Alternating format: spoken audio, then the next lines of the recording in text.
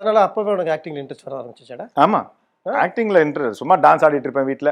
அது ஆக்டிங்ல இன்ட்ரெஸ்ட் வந்தது வந்து எங்க அக்கா ஷூட்டிங் போக ஆரம்பிச்சா. ஸோ நான் வீட்டில் சும்மா டான்ஸ்லாம் நீ சொன்ன மாதிரி டான்ஸ் வீட்லயே ஆடிட்டு சரி, இருப்பேன். அக்கா அக்கான்னு எல்லாம் சொல்றது நிறைய பேருக்கு சஞ்சீவோட அக்கா. எங்க அக்கா வந்து சிந்து. ஆமா, இணைந்த கைகள் படத்துல எல்லாம் ஹீரோயினா பண்ணாங்க, நிறைய படத்துல பண்ணியிருக்கிறாங்க. பட் தவறிட்டாங்க.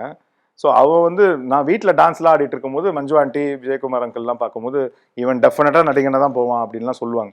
ஸோ அது மைண்டில் ஏறி ஏறி ஏறி ஓ நம்ம நடிகர் தான் போல இருக்கு அப்படின்னு சொல்லிட்டு நீ ஒரு சினிமா பேக் நடுவில் ஜோசியம் வேற பார்த்து ஜோசியம் பார்த்தது யாருக்கு தெரியும்? நடுவில் ஜோசியம் பார்த்து நீ எல்லாம் ஜாதகத்தை பார்த்துட்டு நீ எல்லாம் கன்ஃபார்ம்ட் ஆர்டிஸ்ட் தான், உனக்கு படிப்பு வராது, நல்ல சாத்தப்பன் நல்லா படிச்சுட்டு இருந்தேன். அப்புறம் படிப்பு வராதுன்னு சொன்னதுனாலேயே வந்து படிப்பு வந்து இன்ட்ரெஸ்ட் போயிருச்சு. ஸோ படிப்பை விட்டு சரி நடிக்கணும் நம்ம அப்படின்னு சொல்லிட்டு. ஆக்சுவலா நீ பயங்கரமா படிச்சுட்டு இருந்தவன்.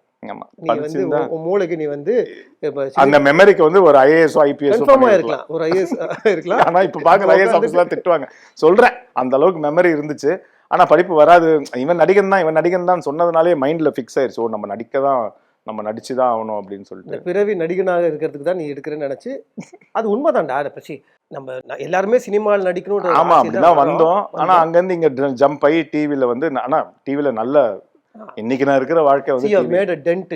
ஒரு நான் சொல்றது ஸ்கிராட்ச் கிடையாது. டிவியில் எவ்வளவோ நல்ல நடிகர்கள் இருக்காங்க. அதை கை வச்சு எண்ணும் போது அதில் நீ இருக்கிறன்றது வந்து ஓகே.